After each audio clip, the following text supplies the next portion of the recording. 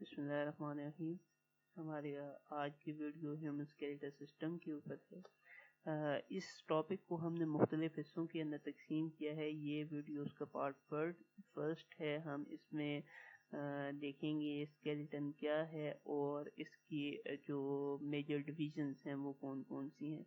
तो the skeleton is the internal framework of the human body. अगर हम अपने जिस्म को देखें तो हमारे जिस्म के अंदर एक फ्रेमवर्क मौजूद है, एक पूरी की पूरा एक उसको सहारा देने वाली एक चीज़ मौजूद है। यानी गोश्त को अगर हम देखें तो बिल्कुल ऐसे ही है जैसे हम एक तार के ऊपर कपड़े डाल देते हैं। अगर तार हटा दी जाए या अगर हम कपड़ों को हैंग करते हैं कपड़ के अंदर और उन कपड़ों में से अगर हैंगर निकाल दिया जाए तो जिसका कपड़े ज़मीन के ऊपर गिर जाएंगे, बिल्कुल उसी तरह इंसान के ऊपर जो गोश्त है वो भी उसी तरह गिर जाएगा अगर हम इसमें से हड्डियों को निकाल दें। तो स्केलेटन क्या है? दरअसल जिस्म के अंदर का एक फ्रेमवर्क है जिसने जिस्म को खास शक्ल दी हुई है। It is composed of 270 bones at the birth and decreases to around 206 bone by adulthood after some bone get fused together. जब एक बच्चा पैदा होता है तो उसके जिस्म के अंदर 270 बोन्स होती हैं, लेकिन वक्त गुजरने के साथ साथ आहिस्ता आहिस्ता वो जो बोन्स हैं वो आपस में फ्यूज़ होती जाती हैं और उनकी जो नंबरिंग है वो कम होती जाती है और 206 बोन तक वो जो हैं वो आ जाती हैं। लेकिन at the time of birth baby poses 270 bones in his body. अगर हम अपने स्केलेटन को देखें तो उसको दो मेजर डिविजन्स के अंदर तकसीम किया गया है। First one is exoskeleton and second one is appendicular skeleton. तो पहले हम एक्सोस्केलेटन के बारे में पढ़ते हैं। The exoskeleton form the central axis of the body. जो हमारा एक्सोस्केलेटन है उसने बिल्कुल जिस्म के दरमियान जिस्म का हमारी बॉडी का एक्सिस बनाया हुआ होता है, यानी जिस्म का महवर बनाया हुआ होता है। जो बाकी हड्डियां हैं इन्हीं एक्सोस्केलेटन की बोन के साथ किसी न किसी तरीके से अटैच हुई होती हैं। It include the bones of the skull, ossicles of the middle ear, hyoid bone of the throat, vertebral column and thoracic rib cage। तो इसमें मौजूद क्या है? सबसे पहले स्कल आ जाती है और उसके साथ साथ हमारे जो ईयर के अंदर जो ऑसिकल्स हैं, जो तीन छोटी जिस्म के अंदर सबसे छोटी जो हड्डियां हैं वो आ जाती हैं। हायोइड बोन आ जाती है, यहाँ पे हमारे वर्टिब्रल कॉलम आ जाता है और इसके साथ साथ जो थोरैसिक केज है या जिसको रिब केज भी कहते हैं, पसलियों का एक पिंजरा, इन तमाम चीज़ों ने एक्सोस्केलेटन को बनाया हुआ होता है। Exoskeleton provides support and protection for the brain, spinal cord and organs in the mental body cavity. अब ये करता क्या है? जो एक्सोस्केलेटन है वो हमारे जिस्म के इंतहाई जो वाइटल ऑर्गन्स हैं, ब्रेन, लंग्स और हार्ट और स्पाइनल कॉर्ड, इनको ये प्रोटेक्ट करता है, इनकी हिफाजत करता है। यानी इनमें से कोई एक ऑर्गन भी अगर डैमेज हो जाए तो हमारे जिस्म को एक जो है वो बहुत ही ज़्यादा नुकसान पहुंचता है। जो डैमेज होगा उसको रिवर्स किसी तौर पे भी नहीं किया जा सकता। फॉर एग्जांपल अगर हमारे ब्रेन को कोई डैमेज पहुंचता है या हमारे लंग्स को डैमेज पहुंचता है तो काफ़ी लंबे अरसे तक वो जो है उसकी रिकवरी नहीं हो सकती। इसी तरह अगर हमारे स्पाइनल कॉर्ड को थोड़ी सी भी अगर इंजरी आ जाती है तो उसके जिस्म का जो उससे नीचे का इंजरी से नीचे का हिस्सा होगा वो सारा का सारा जो है वो पैरालाइज हो जाएगा, क्योंकि जो हमारा ब्रेन है उस तक मैसेज उस बॉडी पार्ट से नहीं जाएंगे। तो ये जो हमारा एक्सोस्केलेटन है ये जिस्म के बहुत ही जो वाइटल ऑर्गन्स हैं उनको प्रोटेक्ट करता है। It provide a surface for the attachment of muscles. इसके साथ साथ ये जो एक्सोस्केलेटन है ये एक जगह मुहैया करता है ताकि मसल जो हैं वो अटैच हो सकें। It stabilises parts of the appendicular skeleton. इसके साथ साथ जो अपेंडिकुलर स्केलेटन के जो हिस्से हैं उनको भी ये स्टेबलाइज करता है, अपने साथ जोड़ के रखता है। उसके बाद नेक्स्ट हमारे पास है जी बोन्स ऑफ एक्सोस्केलेटन। एक्सोस्केलेटन के अंदर कितनी बोन्स हैं? तो 80 बोन्स हैं जी। स्कल के अंदर 29 बोन्स, 14 हमारी फेशियल बोन्स हैं जो फेस के अंदर मौजूद हैं। क्रेनियम के अंदर 8 बोन जो सर के ऊपर के हिस्से के अंदर क्रेनियम के अंदर मौजूद है। ऑसिकल 3+3 यानी हर एक जो ईयर है उसके अंदर 3 जो है वो बोन्स मौजूद होती है। और हायर बोन जो हमारे थ्रोट के अंदर गले के अंदर मौजूद है वो 1 है। तो ये हमारे पास 29 है। इसी तरह वर्टिब्रल कॉलम के अंदर 26 बोन। अगर कि हम वर्टिब्रेज को देखें तो वो 33 हैं, लेकिन जो आखिरी वर्टिब्रेज हैं हम इसके बारे में आगे देखेंगे पढ़ेंगे।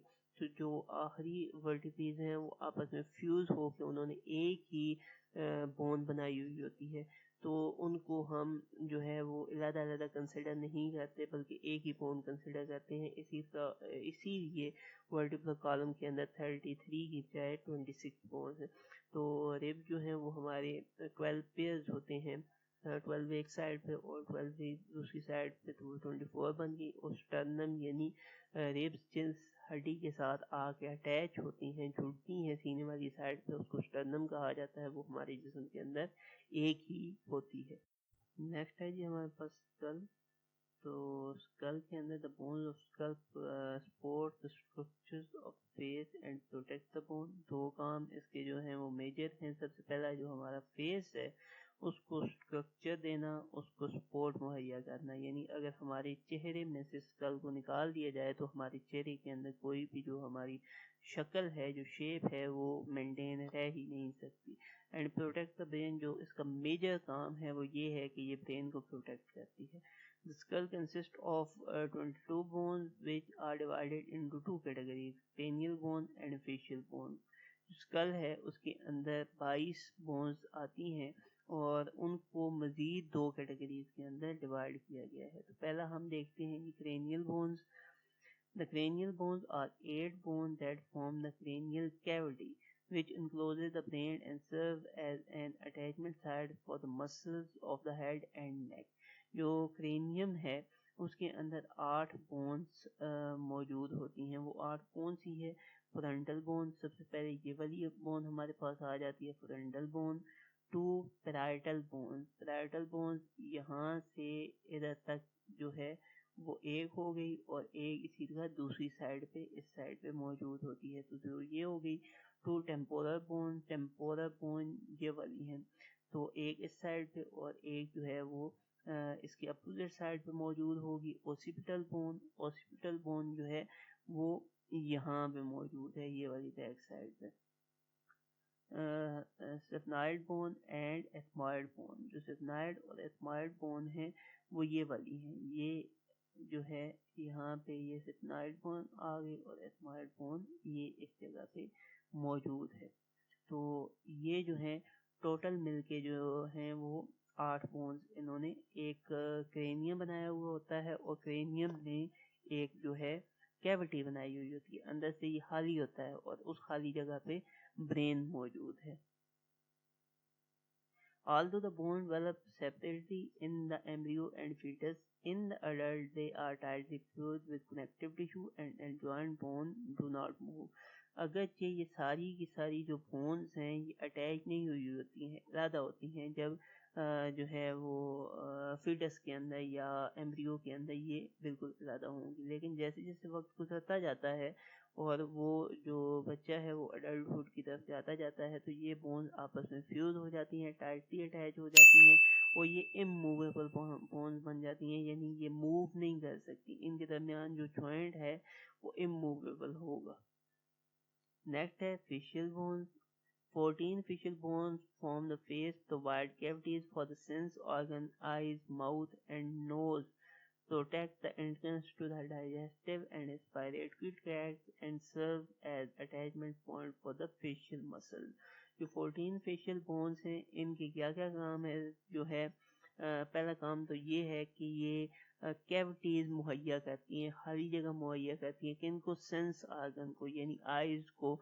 आइज के लिए यहाँ पे ये 2 जो हैं वो सॉकेट्स बनी हुई हैं, तो उनके अंदर यहाँ पे ये सेंस ऑर्गन जो है वो, इसी तरह नोज के लिए एक सॉकेट बनी हुई है, मुंह के लिए जो है वो कैविटी बनी हुई है, माउथ कैविटी। तो यहाँ पे ये सारे के सारे हमारे सेंस ऑर्गन मौजूद होते हैं। Protect the entrances to the digestive and respiratory tract. तो हमारे मुंह के अंदर जो है वो रेस्पिरेटरी ट्रैक्ट मौजूद है, इसी का जो है वो डाइजेस्टिव सिस्टम की जो नाली है एसोफेगस वो भी मौजूद है। तो उन दोनों को ये प्रोटेक्ट किए हुए होती हैं ये facial bone. As attachment point for the facial muscle, जो हमारे मुंह के अंदर मुख्तलिफ तरह के मसल्स हैं तो उनके लिए ये एक तरह से साइड मुहैया करती हैं कि वो मसल जो हैं वो यहाँ पे अटैच हो जाएं। जो 14 फेशियल बोन्स हैं उनमें नेजल बोन है, मैक्सिलरी बोन्स हैं, ज़ाइगोमैटिक बोन्स हैं, पैलेटाइन है, वोमर है, लैक्रिमल बोन्स हैं, इंफीरियर नेजल कोंखाई है और मैंडिबल्स हैं। ये सारी जो बोन्स हैं ये सारी जो हैं वो पेयर्स की फॉर्म में होती हैं except for the mandible and vomer. ये जो मैंडिबल है ये एक ही बोन होगी और इसके अलावा ये जो वोमर है ये भी एक ही होती है। इसके अलावा बाकी तमाम की तमाम जो है वो पेयर्स की फॉर्म में मौजूद होती हैं। नेक्स्ट हमारे पास है जी ऑडिटरी ऑसिकल्स। ये कानों के अंदर पाई जाने वाली हड्डियां हैं और ये हमारे जिस्म की जो है वो सबसे छोटी हड्डियां हैं। The auditory ossicles of the middle ear transmit sound from the ear as vibration to the fluid-filled cochlea.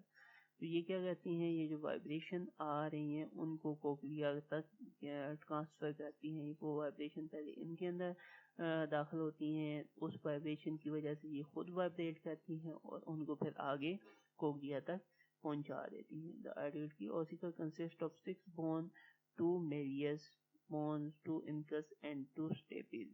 तो इसमें जो है हर एक कान के अंदर 3 बोन्स हैं, मेलियस, इनकस और स्टेपेज। ये एक कान के अंदर 3 और 3 ही दूसरे के अंदर। These are the smallest bone in our body and are unique to mammals। इसके अलावा ये जो बोन्स हैं ये सिर्फ और सिर्फ मैमल्स के अंदर ही पाई जाती हैं। बर्ड्स, रेप्टाइल, एम्फीबियन, फिश वगैरह के अंदर ये चीज़ ये वाली बोन्स नहीं पाई जाती। नेक्स्ट हमारे पास आता है जी vertebral column. The vertebral column और spinal column surrounds and protect the spinal cord, supports the head and act as attachment point for the ribs and muscles of the back and neck। तो इसके function यहाँ पे आगे सबसे पहला काम जो है वो इसका स्पाइनल कॉर्ड की प्रोटेक्शन है। स्पाइनल कॉर्ड जो मेन नर्व हमारी हेड से निकल रही होती है, जो जिस्म की तमाम बाकी नर्व्स को हमारे ब्रेन के साथ कनेक्ट करेगी, तो उसको स्पाइनल कॉर्ड कहते हैं। तो सबसे इसका बुनियादी काम उस स्पाइनल कॉर्ड की प्रोटेक्शन है, क्योंकि स्पाइनल कॉर्ड अगर किसी भी जगह से डैमेज हो गया, फॉर एग्जांपल यहाँ पे ये स्पाइनल कॉर्ड किसी वजह से डैमेज हो गया, किसी एक्सीडेंट की वजह से, किसी इंजरी की वजह से, तो जिस्म के जो उससे नीचे नीचे के तमाम एज़ा हैं वो क्या हो जाएंगे, वो सारे के सारे पैरालाइज हो जाएंगे। वो कोई भी हरकत नहीं कर सकेंगे, मूवमेंट नहीं कर सकेंगे।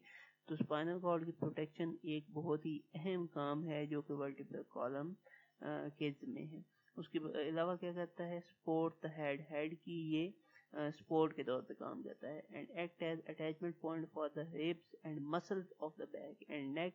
इसके अलावा ये जो रिब्स हैं वो भी इसके साथ आगे अटैच हुई होती हैं और बाकी जो मसल्स हैं बैक के या नेक के, उनको भी ये अपने साथ जोड़ के रखता है, उनको एक साइड मुहैया करता है, एक जगह मुहैया करता है ताकि वो इसके साथ जुड़ सकें।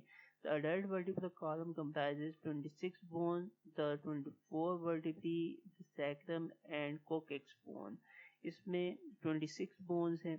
अगर ये हमारा जो vertebral column है वो 33 vertebrae के ऊपर मुश्तमिल है, लेकिन उनमें से जो कुछ vertebrae हैं एंड के वो जो हैं उन्होंने जो है वो फ्यूज हो के सैक्रम और कोक्सिक्स बोन्स बनाई हुई होती हैं। हमारा जो वर्टिब्रल कॉलम है उसके अंदर 26 इंडिपेंडेंट जो है 24 इंडिपेंडेंट वर्टिब्रेज मौजूद होती हैं और एक सैक्रम और एक कोक्सिक्स बोन यहाँ पे मौजूद होती है। In the adult, the sacrum is typically composed of 5 vertebrae that fuse into one। जो सैक्रम है अडल्ट के अंदर वो दरअसल 5 वर्टिब्रेज को फ्यूज करके एक बनाई गई है। इसी तरह coccyx is typically 3 to 4 vertebrae that fuse into one. इसी तरह कोक्सिक्स 3 से 4 जो वर्टिब्रेज हैं वो फ्यूज होके उन्होंने एक कोकेक्स बनाई हुई है। Around the age of 70 the sacrum and coccyx may fuse together. जब इंसान जो है वो उसकी एज बहुत ज़्यादा हो जाती है 70 की, तो ये सैक्रम और कोकेक्स हैं ये भी मिलके फ्यूज हो जाते हैं और एक ही बोन बना देते हैं। We begin life with approximately 33 vertebrae, but as we grow, several vertebrae fuse together. जब हम अपनी ज़िंदगी शुरू करते हैं तो उस वक्त हमारी रीढ़ की हड्डी के अंदर 33 वर्टिब्रेज मौजूद होते हैं, लेकिन जैसे जैसे हम डेवलपमेंटल स्टेजेस जो है वो मुकम्मल करते जाते हैं, बढ़ते जाते हैं, तो उस वक्त ये जो वर्टिब्रेज हैं इनकी तादाद कम होती जाती है। The adult vertebrae are further divided into 7 cervical vertebrae, 12 thoracic vertebrae and 5 lumbar vertebrae. तो जो वर्टिब्रेज हैं उनको उनके पोजीशन के एतबार से सर्विकल, थोरेसिक और लंबर वर्टिब्रेज के अंदर जो है वो डिवाइड किया गया है। फॉर एग्जांपल ये वाले जो वर्टिब्रेज हैं जो आपको यहाँ पे ब्लू कलर में नज़र आ रहे हैं, तो ये चूँकि थोरेसिक रीजन के अंदर मौजूद होते हैं इस वजह से इनको थोरेसिक वर्टिब्रेज कहते हैं। और जो ये वाले वर्टिब्रेज हैं हमारे पास इस जगह पे, तो ये वर्टिब्रेज हमारे कमर के इलाके में मौजूद हैं, इस वजह से इनको लंबर वर्टिब्रेज कहा जाता है। और जो नेक के एरिया के अंदर मौजूद हैं उनको सर्विकल वर्टिब्रेज कहते हैं। पोजीशन के एतबार से उनको नाम दिया गया है। आगे है जी intervertebral disc are composed of fibrous cartilage lie between adjacent vertebral bodies from the second cervical vertebra to the sacrum। अब होता ये है कि ये जो vertebral column है तो इनके दरमियान कुशनिंग का काम करते हैं intervertebral disc। ये दरअसल कार्टिलेज की एक प्लेट होती है जो कि दो वर्टिब्रेज के दरमियान कुशन का काम करती है, मौजूद होती है। Ear disc is part of joint that allows for some movement of the spine and act as cushion to absorb shocks from the movement such as walking and running। जब हम भागते हैं, दौड़ते हैं या मुख्तलिफ तरह की मूवमेंट्स करते हैं तो उन मूवमेंट के नतीजे में हमारे जिस्म के अंदर वाइब्रेशन पैदा होती हैं, तो वो वाइब्रेशन जो हैं वो स्पाइनल कॉर्ड को नुकसान न पहुंचाएं, इस वजह से हमारे वर्टिब्रेज के दरमियान ये कुशन मौजूद होते हैं, इंटरवर्टिब्रल डिस्क मौजूद होते हैं जो कि कार्टिलेज से बने हुए हैं। इनका काम ये है कि उन शॉक्स को एब्जॉर्ब कर लेना और सेंट्रल नर्वस सिस्टम तक ना पहुंचने देना। Intervertebral disc also act as ligament to bind the vertebrae together। इसके अलावा अगर ये ना होते तो ये जो हमारे पास जो मोरे हैं ये आपस में जुड़े हुए नहीं होते, ये अलग हो जाने थे, लेकिन इंटरवर्टिब्रल डिस्क ने इनको आपस में जोड़े हुए हैं, ये एक तरह से ग्लू का काम कर रहे हैं। The inner part of disc, the nucleus purposes harden as people age and become less elastic. The loss of elasticity diminishes the ability to absorb shock। जैसे जैसे एज बढ़ती जाती है तो इनकी जो इलास्टिसिटी है वो कम होती जाती है, और जैसे जैसे इलास्टिसिटी इनकी कम होगी तो एब्जॉर्प्शन ऑफ शॉक जो इनका एक फंक्शन है वो आहिस्ता आहिस्ता जो है वो कम होता जाएगा। शॉक को सही तरह से एब्जॉर्ब नहीं कर सकेंगे जब इनकी इलास्टिसिटी कम हो जाएगी। नेक्स्ट हमारे पास आता है जी rib cage and sternum. The rib cage encloses and protects the organ of thoracic cavity including the heart and lungs। सबसे पहला और मेन जो इसका फंक्शन है वो ये कि हमारे यहाँ पे जो वाइटल ऑर्गन हैं, लंग्स और हार्ट, उनकी जो प्रोटेक्शन करता है, उनको इनक्लोज करके रखता है एक प्रोटेक्टिव कैविटी के अंदर। यानी ये जो रिब्स हैं, ये स्टर्नम है, इसने खुद एक कैविटी बनाई हुई होती है, खाली जगह अंदर बनाई हुई होती है, और वो प्रोटेक्टिव होती है। कोई भी चीज़ डायरेक्ट लंग्स को या हार्ट को नुकसान नहीं पहुंचा सकती रिब्स और स्टर्नम की वजह से। It also provides support for the shoulder girders and upper limb and serve as attachment points for the diaphragm, muscles of back, chest, neck and shoulder। इसके अलावा ये क्या करता है कि यहाँ पे हमारे जो पेक्टोरल गिल्डर है उसकी अटैचमेंट के लिए साइड मुहैया करता है। इसके अलावा यहाँ पे डायफ्राम हमारा एक मसल से बना हुआ एक स्ट्रक्चर मौजूद है जो कि थोरेसिक कैविटी को एब्डोमिनल कैविटी से जुदा करता है, तो उसकी अटैचमेंट के लिए ये साइड मुहैया करता है। इसके अलावा हमारे चेस्ट के मसल, नेक के मसल, शोल्डर के मसल वो भी मोहताज होते हैं इसके अटैचमेंट के लिए। The sternum or breastbone is a long flat bone located at the interior of the chest. Sternum जो है वो यहाँ पे ये जो मिड के अंदर ये जो बोन मौजूद है जहाँ पे तमाम की तमाम रिब्स आगे जोड़ रही हैं, इसको कहा जाता है ये एक लॉन्ग फ्लैट बोन है जो कि चेस्ट के बिल्कुल दरमियान में इंटीरियर अगली साइड में मौजूद है। It is formed from 3 bone that fuse in adult. ये दरअसल जो स्टर्नम है वो 3 हड्डियों से मिलके बनी हुई होती है। वो 3 हड्डियां बचपन में तो अलग-अलग होती हैं, लेकिन जैसे जैसे जो है वो एज बढ़ती जाती है तो वो फ्यूज हो के एक हड्डी जो है उसमें तब्दील हो जाती हैं। The ribs are 12 pairs of long curved bone that attach to the thoracic vertebrae and curve toward the front of the body forming the rib cage। अब जो पसलियाँ हैं वो हर एक साइड में 12 हैं और पिछली साइड से वो थोरेसिक वर्टिब्री के साथ जुड़ी हुई होती हैं और कर्व बना के उन्होंने एक पिंजरा बनाया हुआ होता है जिस्म की अगली साइड पे, ताकि जिस्म के जो वाइटल ऑर्गन्स हैं उनको प्रोटेक्शन दी जाए। Costal cartilage connects the anterior end of the ribs to the sternum with the exception of rib pairs 11 and 12 which are free floating ribs। अच्छा, यहाँ पे रिब्स की अटैचमेंट स्टर्नम के साथ डायरेक्टली नहीं होती, बल्कि रिब्स और स्टर्नम के दौरान के दरमियान जो है वो कोस्टल कार्टिलेज मौजूद होते हैं। कार्टिलेज नरम हड्डी को कहा जाता है, वो कुशन का काम करेगी और जोड़ने का काम करेगी स्टर्नम और रिब केज को। इसके अलावा जो 11th और जो 12th पेयर है वो दरअसल डायरेक्ट जो है वो स्टर्नम के साथ नहीं जुड़े हुए होते, बल्कि वो फ्लोट कर रहे होते हैं, वो स्टर्नम के साथ अटैच ही नहीं होते। इसी वजह से उनको फ्री फ्लोटिंग रिब्स भी कहा जाता है। तो ये था हमारा आज का लेक्चर। उम्मीद है आपको इसमें से काफ़ी कुछ समझ आया होगा। अगर आपका कोई क्वेश्चन है तो आप कमेंट सेक्शन में बिला झिझक पूछ सकते हैं। मैं कोशिश करूँगा कि जो टॉपिक समझ नहीं आया या कोई चीज़ अगर मुझसे रह गई है तो मैं उसके लिए एक स्पेशल वीडियो बनाऊं और उसमें कोशिश करूं कि वो चीज़ आपको क्लियरली समझा सकूं। तो अगर आपका कोई क्वेश्चन है तो आप कमेंट सेक्शन में पूछ सकते हैं। तो आज के लिए इतना ही। अपना ख्याल रखिएगा। अल्लाह हाफिज़।